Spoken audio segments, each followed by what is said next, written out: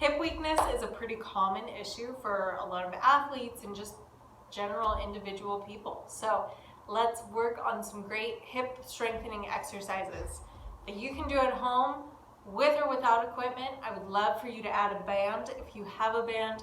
If you don't, do these without.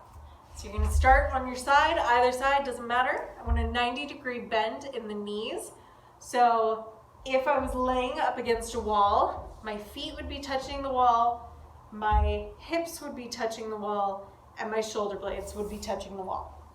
From here, you can rest your hand underneath your head or prop it up to you, and then you're going to lift and lower that knee.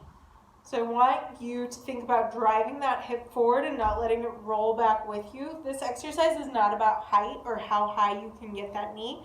It's about lifting from the glute and the hip. So keep that hip bone tucked forward. This is my hip bone right here. You can find yours as well. It sticks out. It's part of the sacrum.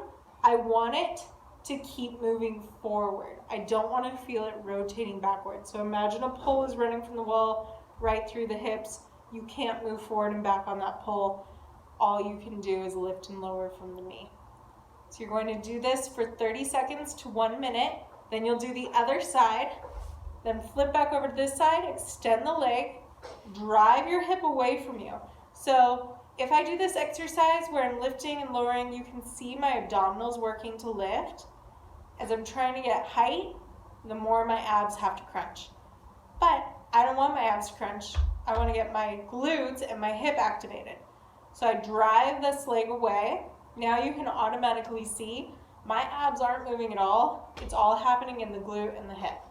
So push your heel away from you, lengthen the spine on the side, and then drive it up. It won't be able to lift as high. You'll have some resistance to that lift. You're going to lift up and back slightly. 30 seconds to 1 minute. Do the other side. Next, forward leg circles. Again, if I do this without extending that leg, I'm going to get a lot of ab motion. So I drive that hip away, then I do this. We'll start small, 30 seconds forward, 30 seconds backward. Then I'm going to raise that height to about medium height, 30 seconds forward, 30 seconds backward. Now I'm going to go into big circles.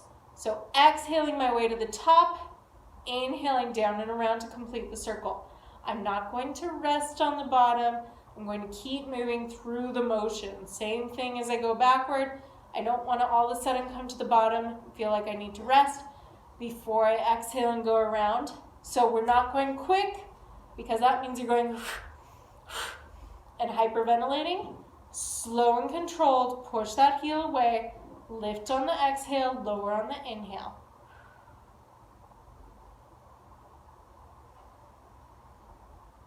Okay, continue that.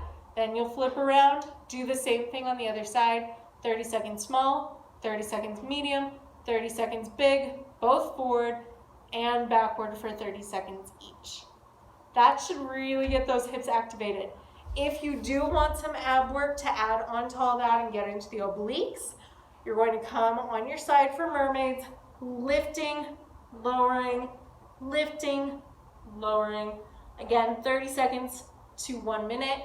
We did these on a video earlier this week. You can modify by just pulling those knees in, tapping the bottom knee to the elbow. So you get that twist in the obliques. Enjoy, get those hips nice and strong to help you with balance, with overall strength, and to get rid of some back pain too. Thanks guys.